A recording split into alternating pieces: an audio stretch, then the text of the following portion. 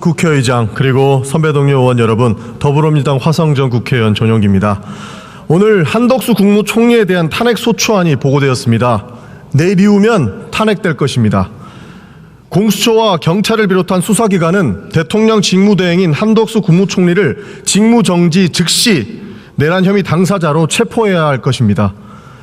내란은 아직도 현재 진행형이고 하루빨리 종식시키는 것만이 대한민국을 위한 길일 것입니다. 윤석열 대통령은 후보 시절부터 지금까지 혼돈과 좌절의 시간이었습니다.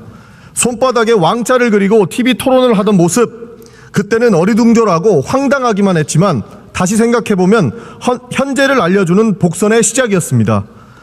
바이든을 날리면이라 우기고 MBC를 찍어 누르던 그 모습은 더 큰 폭력과 강압이 발생했으리라 예상했어야 합니다.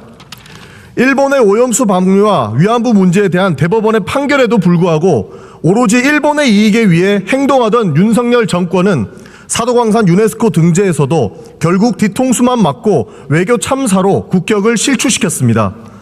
청와대에 안 들어가겠다. 좋습니다.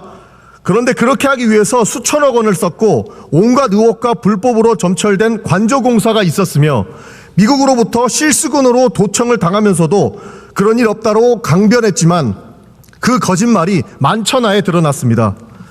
고속도로를 장모 소유 토지와 소재한 곳으로 틀어서 온갖 분란을 일으키고 배우자인 김건희가 대통령 전용기로 지인을 태우고 해외대회를 돌아다녀도, 그리고 300만 원짜리 명품백을 받아도 윤석열은 김건희가 박절하지 못해서라고 얼토당토하는 변명을 늘어놓기 바빴습니다. 명품백을 조그마한 파우치라 옹호해준 KBS 앵커를 과감히 사장으로 임명하는 조폭형 의리도 친히 시전하였습니다. 무엇보다 이런 여러 문제들을 비판하는 국민들을 입을 틀어막고 사지를 들어 끌어내며 본인 생각과 다르면 대화와 소통은커녕 수사권을 휘둘렀습니다. 왕자를 자기 손에 쓴 이유가 있었던 것입니다.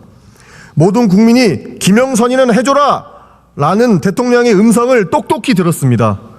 비상계엄을 발표한 것도, 계엄군을 국회에 투입해 의사당을 침탈시키는 것도 모두 두 눈으로 분명히 보았습니다. 그럼에도 그는 위헌이 아니고 불법이 아니며 나는 문제가 되는 행동을 하지 않았다고 부르짖고 있습니다. 정신은 있는 겁니까? 집권 여당이라는 국민의힘은 어떻습니까? 권한대행은 헌법재판관을 임명할 수 없다느니, 권한대행에 대한 탄핵은 대통령에 준해야 한다느니 아직도 내란 행위에 반성하지 않는 여당의 모습을 보이고 있습니다. 온갖 궤변만 늘어놓고 있다는 말입니다. 심지어 이 두 주장도 서로 모순적입니다. 권한대행에 대한 탄핵이 대통령에 준할 만큼 권한대행을 인정한다면 왜 권한대행이 헌법재판관을 임명할 수 없습니까?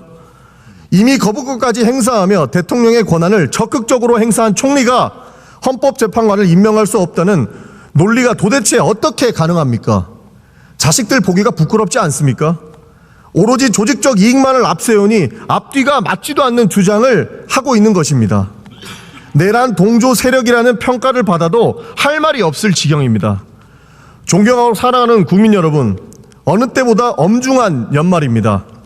그러나 우리는 언제나 그 위기를 극복하는 그런 민족이었습니다. 오히려 기회를 만들어내왔던 저력을 가지고 있습니다. 더 단단한 민주주의를 위해 저희 더불어민주당과 함께 해주시길 부탁드리겠습니다. 이상으로 마치겠습니다. 감사합니다.